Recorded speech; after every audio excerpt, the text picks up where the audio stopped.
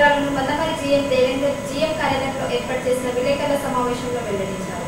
సింగరేణి ప్రాంతంలో బొగ్గు ఉత్పత్తి వివరాలను మందమరి జీఎం దేవేందర్ జీఎం కార్యాలయంలో ఏర్పాటు చేసిన విలేకరుల సమావేశంలో వెల్లడించారు. మార్చి నెల బొగ్గు ఉత్పత్తిలో 2,24,000 టన్నుల లక్ష్యం కాగా 1,45,000 మాత్రమే ఉత్పత్తి చేసి 65% సాధించడం జరిగిందని, దీనికి కారణం కేకేఓసీలో పూర్తి స్థాయిలో ఉత్పత్తి చేయకపోవడమేనని, అలాగే రోజువారీ ఉత్పత్తిలో 8,615 టన్నులు సాధించాల్సి ఉండగా 55,096 టన్నులు మాత్రమే ఉత్పత్తి సాధించడం జరుగుతుందని, కేకేఓసీలో ఏర్పాటు చేసిన కొత్త కాంట్రాక్టర్ విధానంతో అధిక ఉత్పత్తిని సాధించి టార్గెట్ ను చేరుకుంటామని అన్నారు. అలాగే అండర్ గ్రౌండ్ బౌల్లో కూడా ఉత్పత్తి 80% మాత్రమే జరుగుతుందని, అబ్సెటిజం కంట్రోల్లో చేయగలిగితేనే పూర్తి స్థాయి ఉత్పత్తి జరుగుతుందని, శాంతి బుగ్గల్లో 100% ఉత్పత్తి జరుగుతుందని అన్నారు. 2025-26 సంవత్సరాలకు 27.5 లక్షల టన్నుల ఉత్పత్తి లక్ష్యం ఇవ్వడం జరిగిందని, నూతన బొగ్గు గనులకు రానున్న సంవత్సరానికి నిర్ణయించిన ఉత్పత్తి లక్ష్యాన్ని సాధిస్తామని ఆయన తెలిపారు. ఈ కార్యక్రమంలో SO2GM Vijay Prasad, DYPM Shyam Sundar, ID Rajanna తదితరులు పాల్గొన్నారు.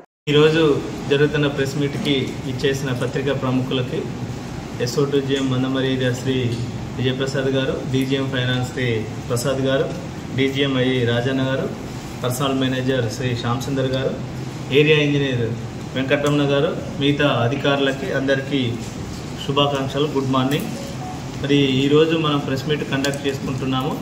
ఈ ప్రెస్ మీట్ సందర్భంగా మరి ఉత్పాదకత వివరాలు ఆల్రెడీ మరి మనకి తెలియజేశారు రాజన్న గారు. ఈరోజు మనకి మార్చి మంత్కి 2,24,000కి మనము 1,45,506 సాధించి 65%తోనే ఉన్నాము. మరి దీనికి ఉత్పత్తికి ముఖ్యంగా మనకి కేకేఓసీలో మనం అనుకున్న ఉత్పత్తి లక్ష్యాలను సాధించలేదు. మరి రాబోయే కాలంలో కేకేఓసీలో మనము కొత్త కాంట్రాక్ట్ వేసుకుంటున్నాము. దాదాపు 1040 LBCM 4 years. మరి దానికి కొత్త కాంట్రాక్ట్ కూడా మనము వేసుకోవడానికి ఆల్రెడీ నెట్ ఫ్లోట్ అయిపోయింది. అదేవిధంగా మనకి రోజువారీ టార్గెట్ 8,615కి మనము 5,596 సాధించాము. కేకేఓసీలో మనకి కొత్త కాంట్రాక్ట్ వస్తే డెఫినెట్గా ఇంకా ఓబీ ఎక్స్కవేషన్ మనకి ఇంప్రూవ్ అయ్యి ఉత్పత్తి పెరిగే అవకాశం ఉంటుంది. ప్రజెంట్ మాత్రము ఓబీ పెర్ఫార్మెన్స్ దాదాపు 44% ఉంది. దాంతో కొంత కోల్ ఎక్స్పోజర్ తక్కువ వచ్చి మనకి కేకేఓసీలో టార్గెట్ రావడం తగ్గిపోయింది. అదేవిధంగా మనకు అండర్గ్రౌండ్ మైన్స్లో మనకి 80% ఉత్పత్తి మాత్రమే సాధించాము.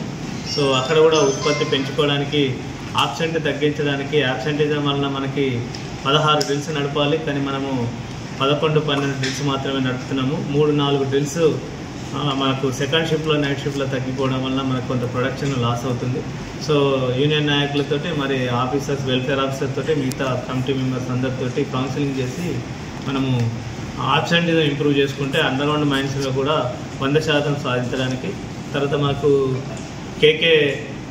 మన శాంతికనిలో మనకి ఈ మంత్ దాదాపు 265 మీటర్ల ప్రోగ్రెస్ సాధించాము. ఇది 2019 నుండి పోల్చుకుంటే 3వసారి హైయెస్ట్ సాధించాము. నెలకి దాదాపు 2,265 మీటర్ల ప్రోగ్రెస్ అంటే మంచి పెర్ఫార్మెన్సే. రాబోయే కాలంలో కూడా శాంతికనిలో మరి మంచి ఉత్పత్తి వచ్చే అవకాశం ఉంది.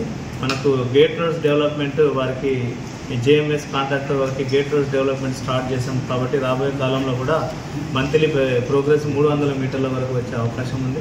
అదేవిధంగా కాస్పేట్ 1 ఇంక్లైన్లో కూడా మనకి శాండ్ స్టోన్కి సంబంధించిన preparatory arrangements, 1A section side మ్యాండైడింగ్ ఎరెక్షన్, తర్వాత కొత్త శాండ్ స్టోన్ బంకర్స్ కట్టుకొని అడిదిక్కు డీపిల్లింగ్ కూడా స్టార్ట్ చేయడానికి ప్రణాళికలు చేస్తున్నాము.